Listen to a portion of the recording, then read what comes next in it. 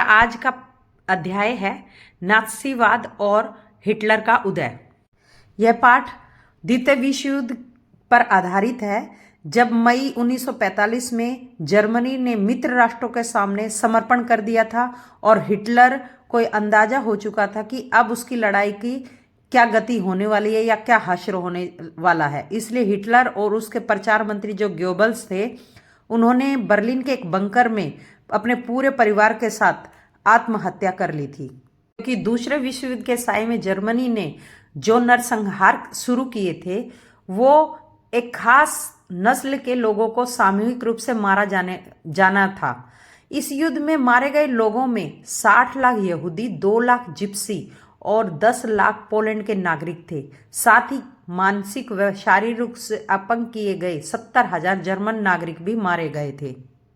बहुत सारे लोगों का मानना था कि पहले विश्व युद्ध के आखिर में जर्मनी के लोग जिस तरह के अनुभव से गुजरे थे, उसी ने ही नात्सी जर्मनी के उदय में योगदान दिया था, और यही कारण है कि हिटलर और नात्सीवाद का उदय हुआ। चलिए आगे पढ़ते हैं हम। वाइमर गणराज्य का जन्म कैसे हुआ था। हमारा अगला टॉपिक है वाइमर गणराज्य का जन्म। 20वीं शताब्दी की शुरुआत के सालों में जर्मनी एक ताकतवर साम्राज्य था। उसने ऑस्ट्रियाई साम्राज्य के साथ मिलकर मित्र राष्ट्रों जैसे कि इंग्लैंड, फ्रांस और रूस, ये 3 मित्र राष्ट्र थे, इनके खिलाफ पहला विश्व युद्ध लड़ा। यह विश्व युद्ध 4 साल चला, 1914 से 1918 तक। दुनिया की सभी बड़ी शक्तियां ये सोचकर इस युद्ध में कूद पड़ी थी कि जल्द ही वे जीत जाएंगी, लेकिन ऐसा किसी को भी अंदाज नहीं था कि ये युद्ध इतना लंबा हो जाएगा, और यूरोप को उन्होंने पूरा बर्बाद करके रख दिया इस युद्ध ने। फ्रांस और बेल्जियम पर जर्मनी ने कब्जा तो कर लिया, लेकिन जब 1917 में 3 साल बाद अमेरिका ने मित्र राष्ट्रों का साथ देना शुरू किया, तो वो जर्मनी को घुटने टेकने पर उसने मजबूर कर दिया, जिसकी वजह से ये युद्ध 1918 में खत्म हो गया। लेकिन इसके खत्म होने के बाद जून 1919 में वर्साई की एक संधि हुई, जिस पर मित्र राष्ट्रों ने जर्मनी के ऊपर अपमानजनक शर्तें सौंपी, जैसे कि पहली थी युद्ध अपराध बोध अनुच्छेद के तहत 6 अरब पाउंड का जुर्माना लगा दिया। दूसरा, युद्ध में हुए क्षति के लिए सिर्फ जर्मनी को जिम्मेदार मानना। तीसरा था जर्मनी को सैन्य विहीन करना, यानी कि कोई सेना वो कभी नहीं रखेगा। चौथा था सारे उपनिवेश, जर्मनी के अपने उपनिवेश थे, मतलब गुलाम देश थे, ये गुलाम देशों की 10% आबादी, जो कि 43% यानी कि 43% भूभाग में थी वो, और 75% लौह के भंडार और 26% कोयला भंडार, उसको तीनों मित्र राष्ट्रों को आपस में बांट लेने के लिए देना पड़ा। पांचवा था वर्साई की संधि द्वारा जर्मनी में वाइमर गणराज्य की स्थापना हुई। वाइमर गणराज्य में क्या था कि एक सभा बुलाई गई और संघीय आधार पर एक लोकतांत्रिक संविधान पारित किया गया। नई व्यवस्था में जर्मन संसद का नाम था राइक्सटाग।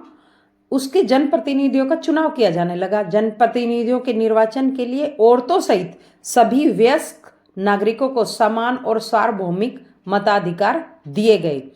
हालांकि हिटलर जैसे लोग लोकतंत्र को एकदम पसंद नहीं करते थे। उस समय तक हिटलर की इस मामले में कोई शुरुआत भी नहीं हुई थी।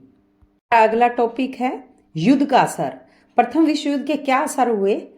इस युद्ध से मनोवैज्ञानिक और आर्थिक रूप से बहुत बड़ा असर हुआ। यूरोप, जो कल तक दूसरे देशों को कर्ज देने वाला महाद्वीप कहलाता था, वो युद्ध खत्म होते होते कर्जदारों के बोझ का महाद्वीप बन गया। विडंबना यह थी कि पुराने साम्राज्य द्वारा किए गए अपराधों का हर्जाना अब नवजात वाइमर गणराज्य से वसूल किया जा रहा था। इस गणराज्य को युद्ध में पराजय के अपराध बोध और राष्ट्रीय अपमान का बोझ तो ढोना ही पड़ा। हर्जाना चुकाने की वजह से आर्थिक स्तर पर यह एकदम खत्म हो चुका था।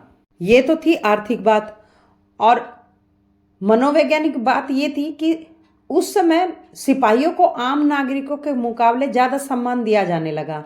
राजनेता और प्रचारक इस बात पर जोर देने लगे कि पुरुषों को आक्रामक, ताकतवर और मर्दाना गुणों वाला होना चाहिए। उस समय लोकतंत्र एक नया और बहुत नाजुक सा विचार था जो दोनों महायुद्धों के बीच यानी कि 1918 से 1939 के 20 साल के अंतराल पर पूरे यूरोप में फैली अस्थिरता का सामना नहीं कर सकता था। हमारा टॉपिक है राजनीतिक रेडिकल यानी आमूल परिवर्तनवाद और आर्थिक संकट। जिस समय वाइमर गणराज्य की स्थापना हुई उसी समय रूस में बोल्शेविक क्रांति की तर्ज पर जर्मनी में भी स्पार्टकिस्ट लीग अपने क्रांतिकारी विद्रोहों की योजनाओं को अंजाम देने लगी।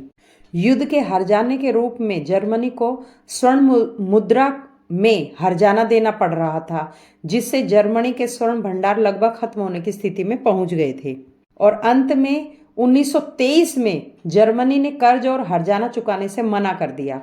इसका जवाब में फ्रांसीसियों ने जर्मनी के मुख्य औद्योगिक इलाके जो कि रूर का क्षेत्र कहलाता है उस पर कब्जा कर लिया। जर्मनी ने फ्रांस के विरुद्ध निष्क्रिय प्रतिरोध के रूप में बड़े पैमाने पर कागजी छापना शुरू कर दिया। जर्मन सरकार ने ये मुद्राएं इतने बड़े पैमाने पर छापी कि खुद मुद्रा मार्क का भी मूल्य तेजी से गिरने लगा। उस समय में एक अमेरिकी डॉलर की कीमत 24,000 मार्क के बराबर थी, जो जुलाई में जाते जाते 3,53,000 मार्क हो गई। इस तरह बढ़ती कीमतों का अति मुद्रास्फीति नाम दिया गया। जर्मनी को इस संकट से निकालने के लिए अमेरिकी सरकार ने हस्तक्षेप किया। इसके लिए अमेरिका ने डॉव्स योजना बनाई। इस योजना में जर्मनी के आर्थिक संकट को दूर करने के लिए हर्जाने की शर्तों को दोबारा से तय करने का निर्णय लिया गया। हमारा टॉपिक है मंदी के साल। 1924 से 1928 तक जर्मनी में कुछ स्थिरता रही, लेकिन यह स्थिरता मनोरेत के ढेर पर खड़ी थी।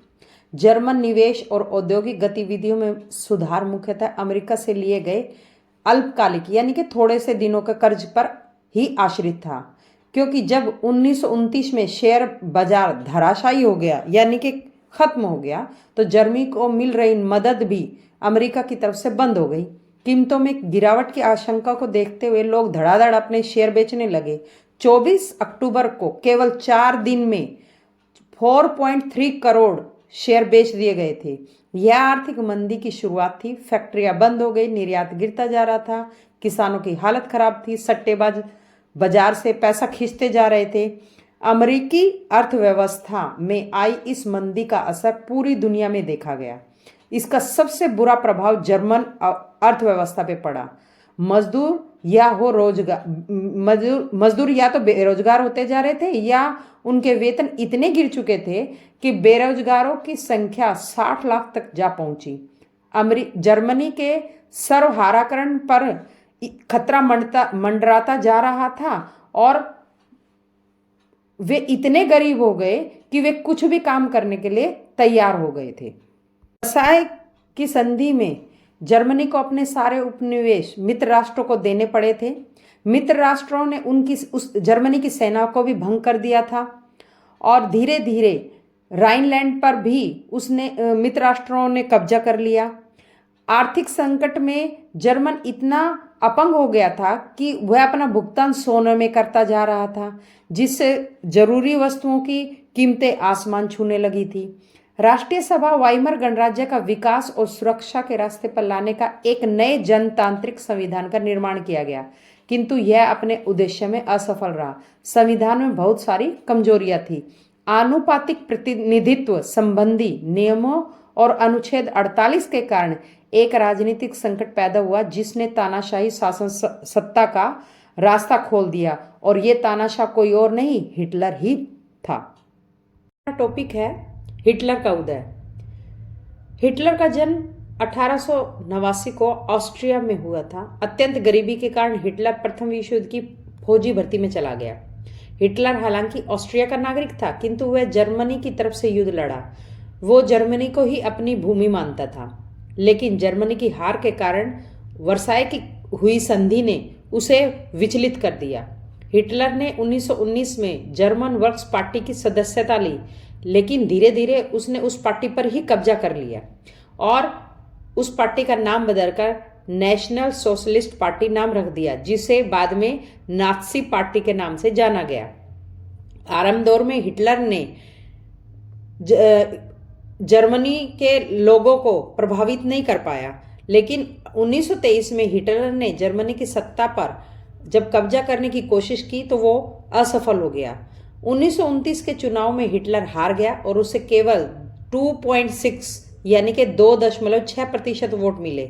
महामंदी के दौरान जब जर्मन अर्थव्यवस्था एकदम खत्म हो चुकी थी, काम धंधे एकदम बंद हो गए थे, मजदूर बेरोजगार हो रहे थे, उसने बेहतर भविष्य की उम्मीद दिखाकर अपना नाज़ी आंदोलन चमका लिया और इसके बाद 1932 के चुनाव में 37% वोट से हिटलर जर्मन का चांसलर बन गया। लोगों को गोलबंद करने के लिए आडंबर और प्रदर्शनों में विश्वास रखता था, जिसे प्रोपेगेंडा भी कहा जाता है। वह लोगों का भारी समर्थन दर्शाने और लोगों के में परस्पर एकता की भावना पैदा करने के लिए बड़े बड़ी रैलियां करता था। स्वस्तिक छपे हुए लाल झंडे, नाज़ी सैल्यूट का प्रयोग करता था और भाषण को खास अंदाज में देता था। भाषणों के बाद तालियां भी खास अंदाज में ही नाज़ी लोग बजाया करते थे। चूंकि उस समय जर्मनी भीषण आर्थिक और राजनीतिक संकट से गुजर रहा था, इसलिए उसने खुद को मसीहा या रक्षक के रूप में अपने आप को दर्शाया, ताकि जनता को इस तबाही से उबारने के लिए वो ही मतलब भगवान का एक अवतार हो। ठीक है, लोकतंत्र का ध्वंस या लोकतंत्र को खत्म होना। 30 जनवरी 1933 को राष्ट्रपति हिंडनबर्ग ने हिटलर को चांसलर का पदभार संभालने का न्योता तो दिया और यह मंत्रिमंडल में सबसे शक्तिशाली पद था। नाजियों का रूढ़िवादियों ने अपना समर्थन दे दिया। सत्ता हासिल करने के बाद हिटलर ने लोकतांत्रिक शासन की संरचना और संस्थाओं को भंग करना शुरू कर दिया, क्योंकि वो लोकतंत्र पसंद नहीं करता था। फरवरी महीने में जर्मन संसद में हुआ एक रहस्यमय अग्निकांड से उसका रास्ता और आसान हो गया।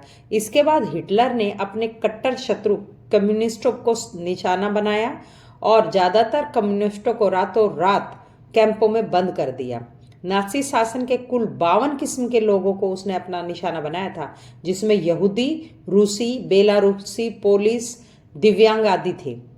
मार्च 1933 को प्रसिद्ध विशेषाधिकार अधिनियम एक्ट पारित किया उसने।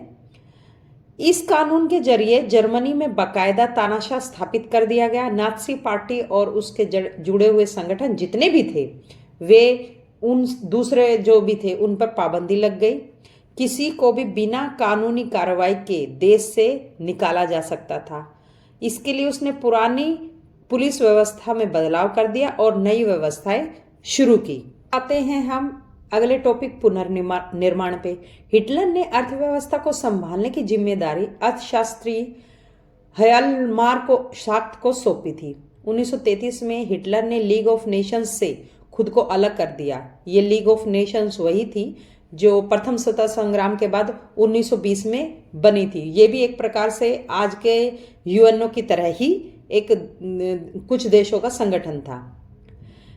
एक जन, एक साम्राज्य और एक नेता का नारा देकर 1938 में ऑस्ट्रिया को उसने जर्मनी में ही मिला लिया।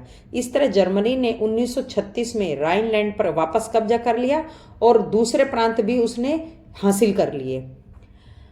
हिटलर युद्धों के द्वारा अर्थव्यवस्था सुधारना चाहता था और 1936 से 38 के बीच उसने ऑस्ट्रिया, सुडेटेनलैंड, चेकोस्लोवाकिया सबको उसने जीत लिया। इस कड़ी में उसने सितंबर 1939 को पोलैंड पर आक्रमण कर दिया। ये तारीख 1 सितंबर थी। पोलैंड उसी दिन ही प्रथम विश्व युद्ध का आरंभ माना जाता है। पोलैंड को जर्मनी के विरुद्ध युद्ध की स्थिति में फ्रांस और ब्रिटेन द्वारा रक्षा की गई, जिससे युद्ध आरंभ हो गया। 3 सितंबर 1940 में जर्मनी ने इटली और जापान से त्रिपक्षीय संधि कर ली। दूसरी तरफ ब्रिटेन, फ्रांस और अमेरिका हो गया। इस तरह 2 ग्रुप बन गए, एक धुरी राष्ट्र का और एक मित्र राष्ट्रों का, और इसी ने ही दूसरा विश्व युद्ध शुरू करवाया या हुआ, जो 1939 से 1945 तक 6 साल तक चला।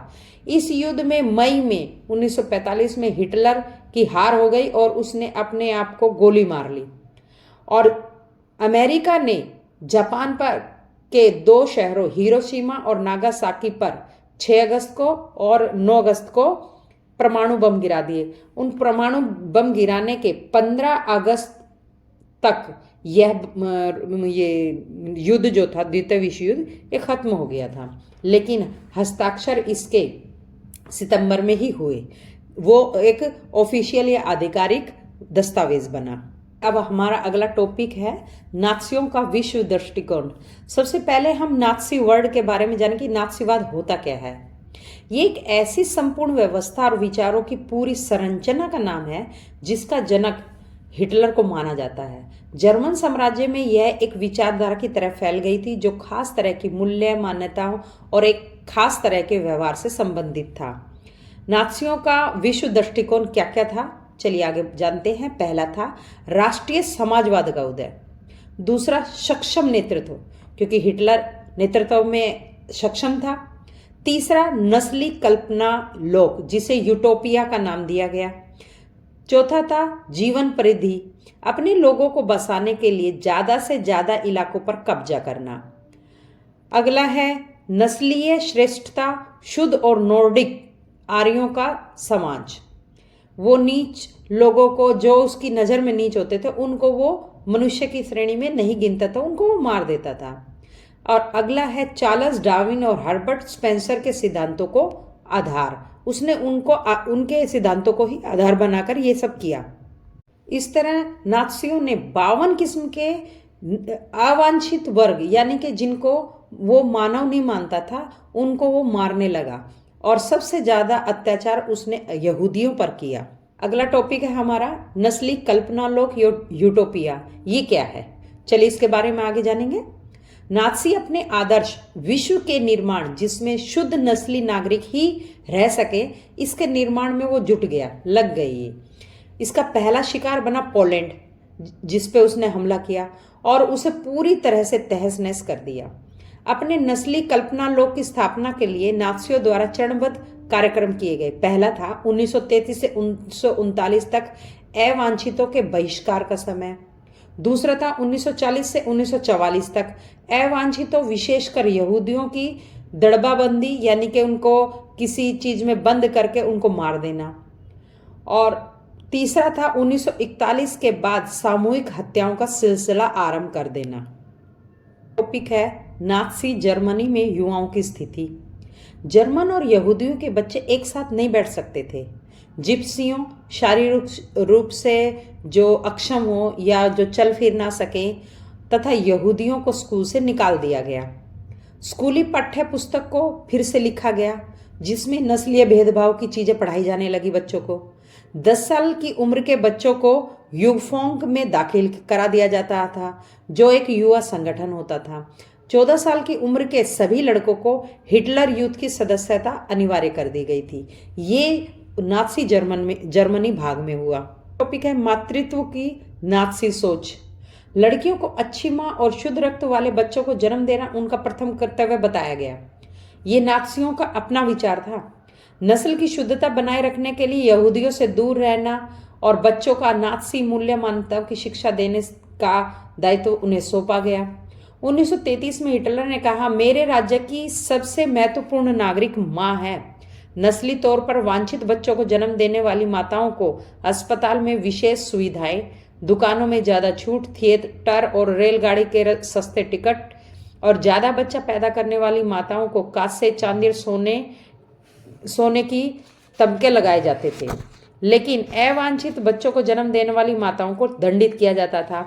आचार संहिता का उल्लंघन करने पर उन्हें गंजा करके मुंह पर कालिक पोतकर पूरे समाज में घुमाया जाता था। नागरिक सम्मान और उनके पति व परिवार भी उनसे छीन लिए जाते थे।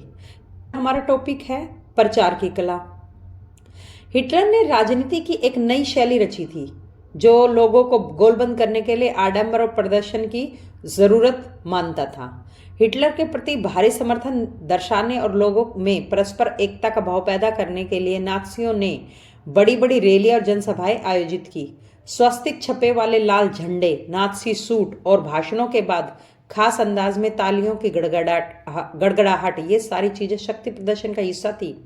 नात्सियों ने अपने धुआंधार प्रचार के जरिए हिटलर को एक मसीहा, एक रक्षक, एक ऐसे व्यक्ति के रूप में पेश किया मानो वह जनता को इस तबाही से उबारने के लिए एक भगवान का अवतार हो। एक ऐसे समाज को ये छवि बेहद आकर्षक दिखाई देती थी जिसकी प्रतिष्ठा और गर्व का एहसास चकनाचूर हो चुका था और जो एक भीषण आर्थिक और राजनीतिक संकट से गुजर रहा हो। टॉपिक है 5वां, आम जनता और मानवता के खिलाफ अपराध।